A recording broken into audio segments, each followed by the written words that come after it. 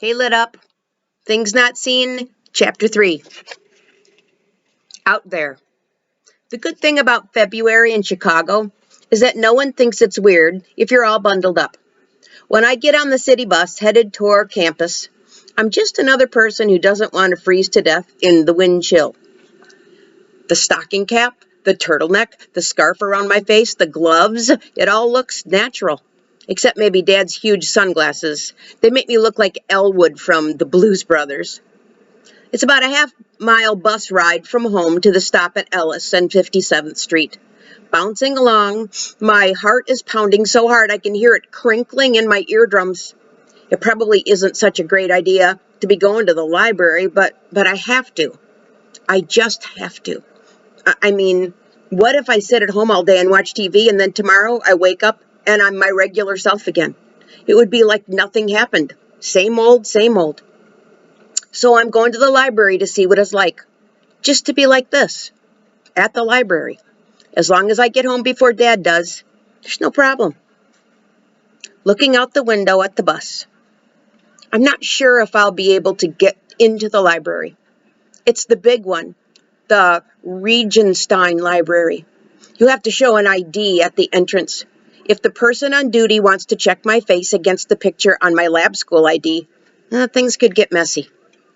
But I come here a lot, and I know the guy who's working at the security desk today. He's a college kid.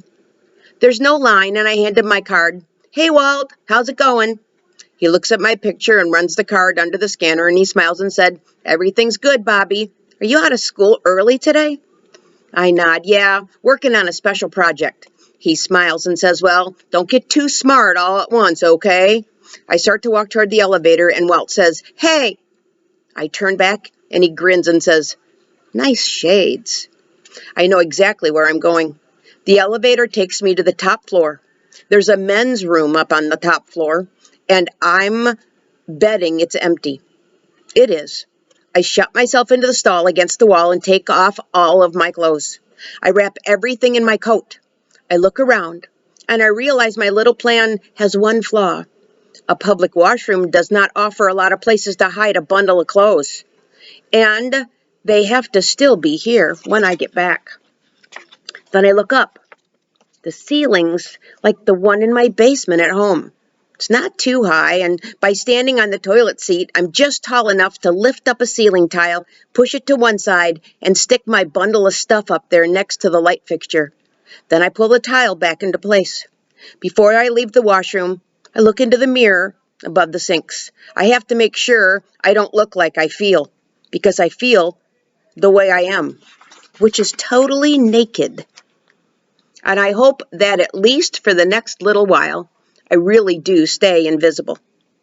Leaving my house, riding the bus, walking through the library, when I did all that I was wearing a full set of clothes, and my eyes told my brain that everything was normal, and I had no trouble walking or seeing my hand put quarters into the slot on the bus. That's because my hand was in a glove, and my feet were in shoes. Now I'm lost in space again, like the first trip down to the kitchen. At breakfast in the morning, my hands and feet don't know how to obey me. I take it slowly, feeling all dizzy and disoriented. I make myself walk back and forth through one of the periodical sections, stepping carefully around chairs and tables. My shadow is barely there. More like a ripple, sort of like the way light bends above a hot radiator. I try to reach out and touch the corner of an Arabian news magazine. I miss it by about 3 inches on the first try. It's like that coordination test where you have to shut your eyes and put your arm out straight and touch your pointer finger to the tip of your nose. Or like getting to the bathroom in the middle of the night without turning on a light and without running into your desk. It takes practice. And after about 10 minutes, I'm getting a lot better. So I take a walk around the rest of the 5th floor. I know I've been up here on the 5th floor once or twice before, but nothing looks the same. Everything's different, except it's not. It's me. I'm what's different. I've never felt the carpet on the soles of my feet before. Never felt the coal on the air running down off of the windows along the north wall. Never ever been half this alert.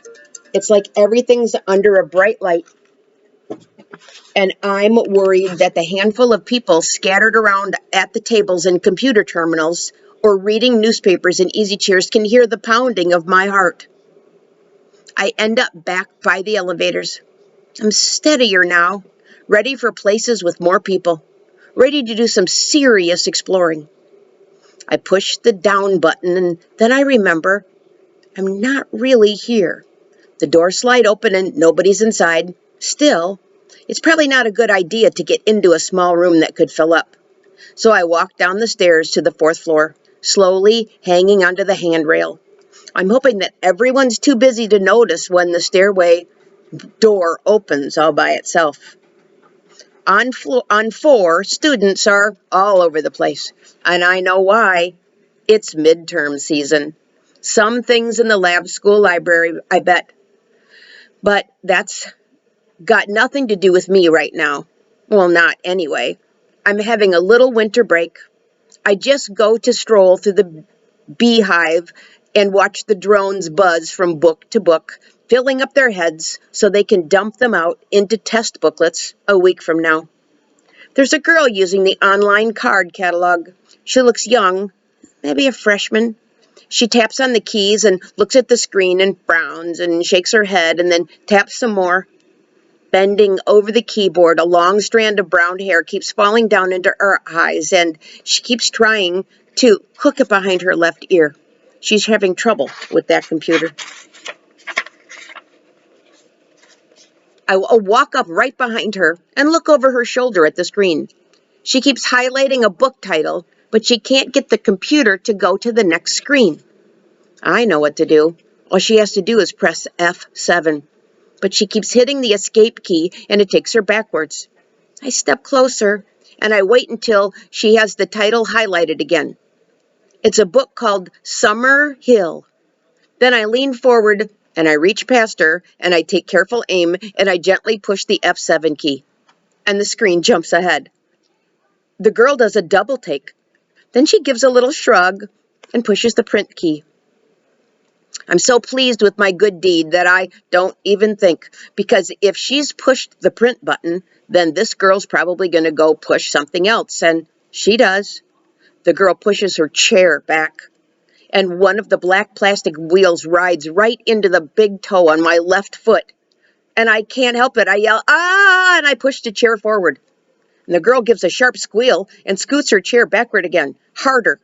It almost clips me a second time, but I limp over and I stand near the wall. Not too close, because I don't want any shape to show up on the blank space, like my hand did on the desk this morning. It's hard to tell by just touching, but I think my big toe is all torn up. Even a little squeal sounds loud in the library, and that brings forth other students to see what's happening to this girl. She can't explain. She turns bright red and says, I guess I just scared myself. The other kids drift away, and the girl goes to get her printout. But when she comes back, she picks up her stuff in a hurry and moves to a different workstation over by the windows. I feel my hands shaking, and my breathing is ragged. What if I had a real injury instead of a stubbed toe? Like something serious. Like if I had a broken leg, and I'm in a heap in the stairwell, and I'm losing consciousness. What then? And I don't know how to even answer myself. It's pretty scary. In a few minutes, the pain in my toe dies down a little bit, so I head to the 3rd floor slowly and limping a little, and I'm more careful this time. I know the 3rd floor the best. It's where they keep the recordings. They've got walls of vinyl LPs and the old 78 RPM records, even wax cylinders from the first edition, talking machines. It's where they keep a collection about jazz music, Chicago's finest. I did a term paper on the history of jazz in Chicago when I was in 8th grade. I had special permission to use the recordings and the listening rooms, too. They're like recording studios. No matter how loud you turn up the music, it does not leak out. I even played my trumpet along with some of the records, and no one even came to tell me to shut up. That was one paper I didn't mind doing. The 3rd floor is even busier than the 4th. I move carefully, taking my time now. I glide by on my bare feet. I look, I listen. I'm out in public, but I'm completely alone. There's action all around me. People are doing and saying things, but it's like they're in a different dimension, like they're on a strange foreign screen. And me, I'm just watching. I'm an audience of one, watching secretly. I can't talk or sneeze or clear my throat. I can't pick up a newspaper or turn the pages of a book or switch on a CD player. It's like I'm a gnat, flying around on my own and no one notices me and no one could care less. But if that gnat decides to fly into someone's ear, that could be dangerous. I'm glad my big toe is throbbing. It's a good reminder that the rules have changed. Standing here looking at a photograph of Louis Armstrong, suddenly it's clear that I've learned what there is to learn about the library today, which is if you have to tiptoe around and you can't touch anything and you can't open a book or even whisper, what's the point? I hike the stairs back up to the 5th floor, and I don't even have to hold on to the railing. My feet know where they are now. At the washroom door, I stop and I listen. All clear. Then I'm inside the toilet stall with the door locked. The ceiling tile slides easily to one side and I've got my clothes bundle. And then voices, deep voices. The washroom door hisses open. It's 2 men. The door shuts and their voices get louder because once inside, they stop thinking about being in the library. They talk in a language I don't even know, standing side by side against the far wall. They finish washing their hands and turn on both electric dryers and then they leave.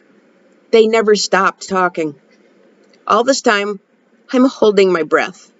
I don't know if they look up to see the missing ceiling tile or not, and I don't even care.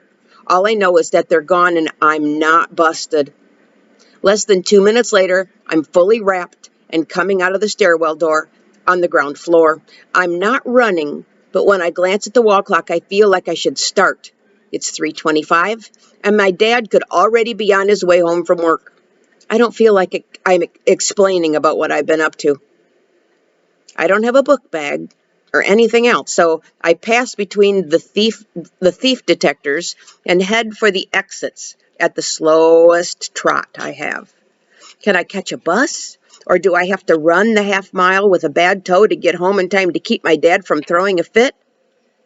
That's what I'm thinking, and by the time I actually reach the doors, I'm flying. Just then, Walt calls out from the desk behind me, "So long, Bobby." Walt's a good guy, so I turn and give him a quick wave, which isn't smart because I'm moving too fast. There's a blur on my right side. It's another person heading out the same door I'm charging at. There's no way to avoid the contact. It's a pretty solid hit, but neither of us fall down. Still, the girl's backpack drops to the floor, and 3 cassettes go clattering onto the floor. I'm scrambling for her stuff, and I feel like an idiot, and I'm saying, "Geez, sorry. Are you okay? I am really sorry. Here you go. I've got everything." I tuck the cassettes back into her bag and straighten up. But then I notice something else I should pick up, but for 2 seconds I'm frozen, locked with fear, because it's my scarf down there on the floor. I scoop it up and I glance around. I'm glad because there's nobody else really looking at me, but that girl is. She's looking at the very place where I'm uncovered, from my nose to my chin. As scared as I am, I can't help noticing how pretty she is. It's weird how she's smiling and she's got this strange look on her eyes. I'm waiting for the scream, and I'm ready to take off running, and I'm thinking, oh man, I'm dead. But the girl keeps smiling as she reaches out for the strap of her book bag, and she says, "I've dropped something else. Over there, maybe?" And I look where she's pointing, and I see it. It's about 2 feet away from me. I put my scarf back on. Then I pick up the thing she dropped and handed it to her. And I know why my invisible face didn't make that girl scream. Because what I hand her is a long, thin, white cane. This girl's blind.